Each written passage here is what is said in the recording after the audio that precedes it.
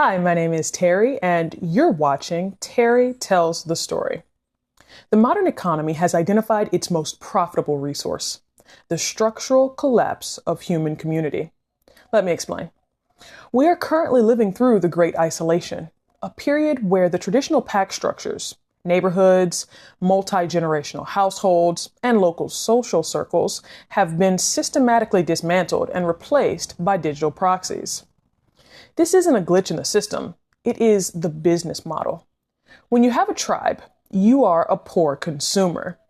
When you are alone, however, you are a gold mine. This predatory architecture operates through two primary parallel pipelines. While they often intersect, they target different existential hungers: the hunger for visibility and the hunger for adequacy. The first pipeline targets the universal human need to be seen.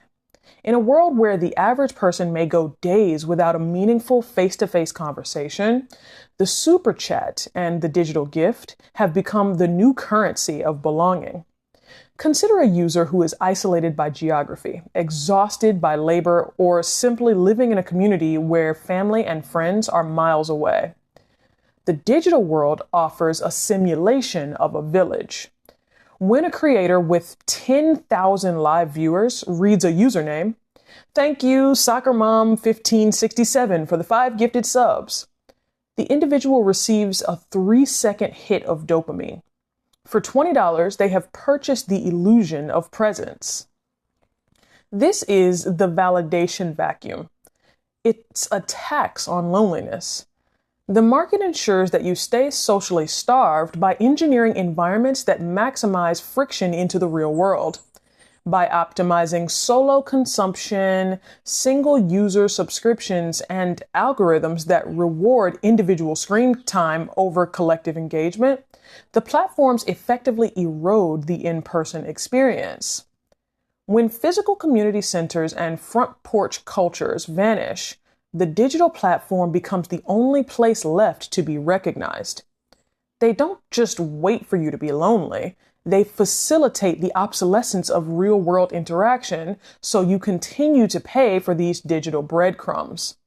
It's the renting of a name, where your identity only exists if it's reflected back to you by a glowing screen.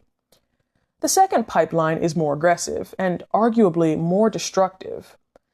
It targets the adequacy gap, specifically focusing on young men who are navigating the naturally awkward, difficult transitions of development. Take a 14-year-old boy navigating the normal, healthy confusion of puberty and social hierarchy. In a healthy society, he would have mentors to tell him his awkwardness is temporary. But in the digital economy, he finds an influencer who tells him that his awkwardness is actually a catastrophic failure of his masculinity. This is the insecurity incubator, and it operates in 3 distinct phases. The first is the diagnosis of deficiency. The content creator identifies a universal insecurity: sexual frustration, physical smallness of stature, or social anxiety, and labels it as a moral or biological failing. They convince the user that they are low status or not man enough. The second phase is the externalization of blame. To keep the user from looking at the screen as the source of their misery, the creator provides a scapegoat. They suggest that the user's failure is the fault of corrupted social standards or the fault of those around them. This creates a defensive, resentful loyalty to the creator. The final nail in the coffin is the product pivot.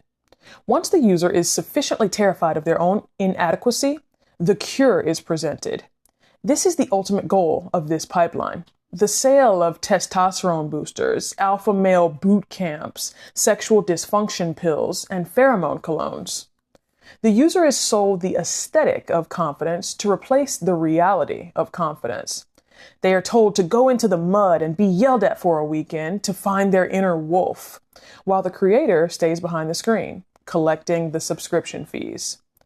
These pipelines do not necessarily require one another to function, but they share the same psychological soil.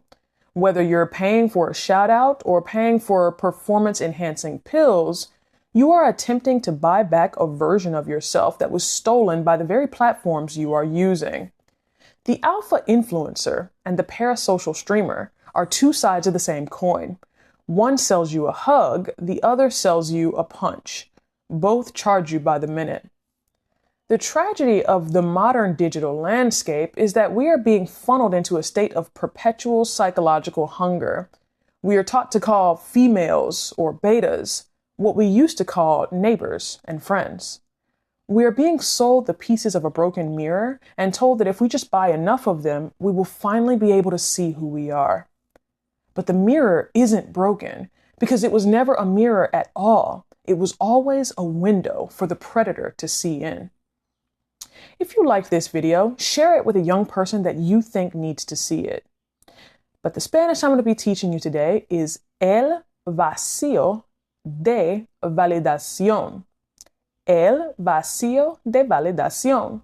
And what that means is the validation vacuum. If you like this video or you learned something new, drop a like down below.